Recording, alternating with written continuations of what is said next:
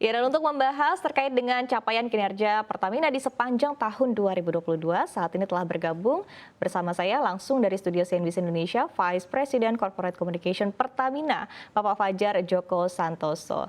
Pak Fajar, terima kasih untuk waktunya bersama dengan CNBC Indonesia. Apa kabar, Bapak? Baik, baik Pak, apa kabar juga? Baik, tentunya. Tadi kita sudah mendengarkan juga ya kabar baik begitu dari Pertamina sendiri untuk capaian kinerja di sepanjang tahun 2022. Ini sangat impresif ya kalau kita lihat angka-angkanya untuk labanya saja bahkan meroket begitu ya, 86%. Sebetulnya apa yang menjadi latar belakang begitu ya dari capaian atau torehan laba yang positif ini, dan juga faktor-faktor apa begitu yang membuat kinerja dari Pertamina ini sangat ciamik di tahun lalu? Ya, baik, terima kasih Pak. Jadi mungkin bisa saya sampaikan bahwa kinerja Pertamina sepanjang tahun 2022 itu melonjak cukup signifikan, hampir 100% nilainya, kurang lebih 86% dibanding tahun 2021. Karena setelah restrukturisasi holding dan subholding, setiap lini bisnis Pertamina saat ini sudah bisa mulai fokus untuk mengembangkan lini bisnisnya masing-masing, sehingga di situ bisa dicapai sejumlah optimalisasi atau inisiatif-inisiatif yang sebelumnya mungkin tidak bisa dilakukan pada saat masa holding saja, tapi saat ini sudah mulai bisa dilakukan. Mungkin ini dapat kami sampaikan juga bahwa setiap subholding ini memberikan kontribusi positif. Jadi semua subholding Pertamina kinerjanya semuanya positif, dan ini sangat baik sekali. Misalnya saya dapat contohkan dari segi produksi saja di sektor hulu misalnya, tahun 2021 kita mencapai setara 967.000 barel setara minyak per hari, itu hampir 1 juta barel. Dibanding tahun 2021 itu angkanya tumbuh 8%. Kemudian di sektor hilir, di sektor pengolahan, refining and petrochemical juga produksi kilang kita juga meningkat sebanyak 313,9 juta barel atau tumbuh sekitar 6%. Kemudian di hilir, commercial and trading, kita juga mentorehkan prestasi yang lumayan bagus, yaitu dengan penjualan produk mencapai 97,86 juta kiloliter atau tumbuh sekitar 5%. Jadi dari hulu sampai hilir, semua kinerja kita positif. Itu di sektor-sektor subholding yang berkaitan dengan BBM. Kemudian di subholding lainnya, Integrated Logistic and Marine atau International Shipping juga mendorong kontribusi positif secara Pertamina Group. Salah satunya itu dengan meningkatkan efektivitas pengangkutan muatan kapal yang mencapai 89% atau tumbuh sekitar 3%. Kemudian di subholding kita yang terbaru, PNRE, reformasi dari PPI, Pertamina New Renewable Energy juga menunjukkan kinerja operasional yang baik, yang bisa memproduksi listrik dari geothermal dan juga new energy mencapai 4.659 gigawatt hours. Kemudian yang terakhir, subholding gas, kita juga mendapatkan penugasan dari pemerintah yaitu memasang jaringan gas rumah tangga. Itu juga sudah mencapai 254.000 sambungan rumah tangga. Jadi semua subholding Pertamina Group berkontribusi terhadap pencapaian laba bersih yang terbesar sepanjang sejarah yang bisa kita sampaikan ya. Baik, dan ini juga langsung membuktikan begitu ya efektivitas dari pembentukan subholding yang ada di Pertamina ya, sehingga tadi kita bisa melihat langsung begitu kinerjanya dari subholding, masing-masing subholding ini juga ada peningkatan dan juga bisa kita lihat angkanya juga cukup impresif ya, Pak Fajar. Tapi di satu sisi ketika kita berbicara terkait dengan kinerja dari tiap-tiap subholding begitu ya, sebetulnya penopang utama untuk kinerja dari perseroan ini sendiri yang disumbang oleh subholding paling besar ini dari subholding yang mana, Pak? Ya, mungkin kalau ibarat mana yang paling besar, kita tidak bisa menyebut salah satunya ya, karena semua saling berkaitan. Dan utamanya perlu diingat juga bahwa sepanjang tahun 2021 terjadi volatilitas harga minyak.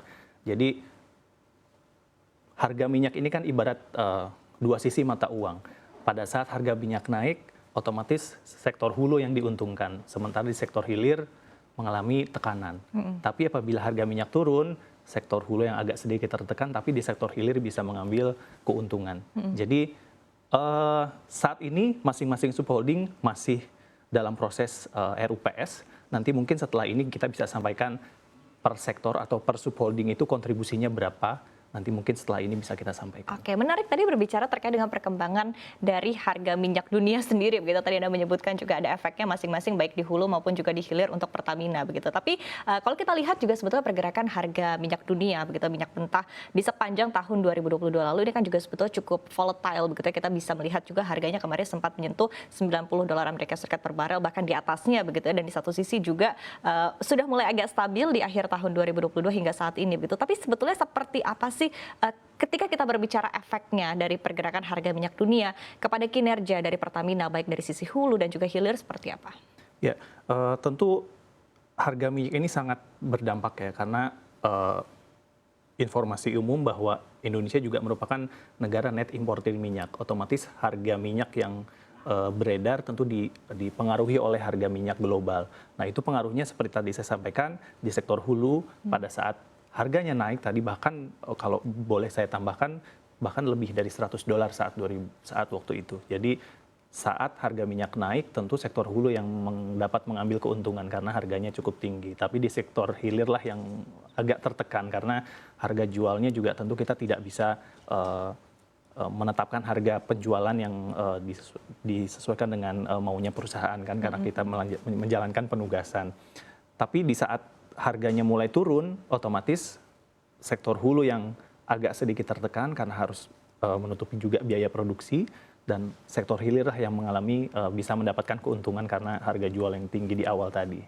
Oke, baik. Begitu. Artinya di satu sisi juga despite pergejolakan ataupun juga gejolak yang ada di pergerakan harga minyak dunia ini juga sebetulnya di satu sisi bisa juga menguntungkan begitu ya untuk kinerja dari Pertamina sendiri begitu. Tapi kalau kita lihat juga begitu angkanya sekali lagi juga cukup luar biasa, bahkan kontribusi untuk penerimaan negara dari Pertamina ini sendiri juga disebutkan mencapai 307,2 triliun rupiah. Ini dari berbagai hal begitu, dari pajak, kemudian dividen, signature bonus dan juga PNBP begitu. Nah, mungkin bisa dijelaskan secara khusus begitu ya untuk dividen sendiri yang diberikan kepada negara, seberapa besar sebetulnya Pak Fajar? Ya, mungkin saya cerita dari awal dulu ya, bahwa total 307 triliun tadi itu menyangkut komponennya itu ada banyak.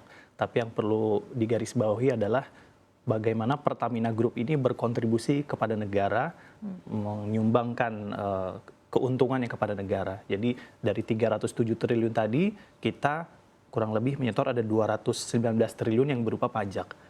Dan jumlahnya itu menurut kami sangat cukup besar. Dan secara dividen, secara khusus dapat kami sampaikan bahwa kami menyumbang sekitar 13,5 triliun rupiah. Oke.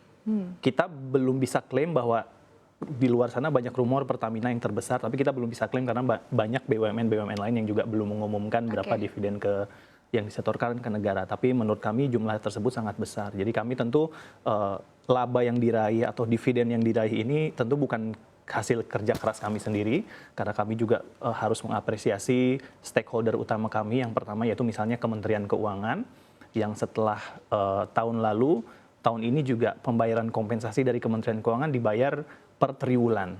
Jadi sangat baik pengaruhnya kepada cash flow perusahaan kami. Jadi kompensasi penugasan BBM subsidi dibayarkan secara tepat waktu, sehingga itu sangat berpengaruh terhadap arus cash perusahaan.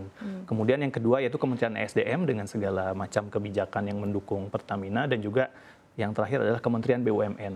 Pak Menteri BUMN semenjak jadi menteri terus menggencarkan program transformasi BUMN. Nah, mungkin salah satu dampaknya yang kita rasakan saat ini adalah bahwa BUMN bisa dikatakan penyumbang dividen ke negara cukup besar ya, apalagi terakhir 80 triliun ya. Jadi mungkin itu dampak dari program dari Pak Erick Thohir ya. Oke, baik. Baru saja sebetulnya ingin mengkonfirmasi begitu 13,5 triliun ini apakah memang yang terbesar begitu sesuai dengan rumor yang beredar, tapi nanti kita akan lihat ya kepastiannya seperti apa ya Pak Fajar.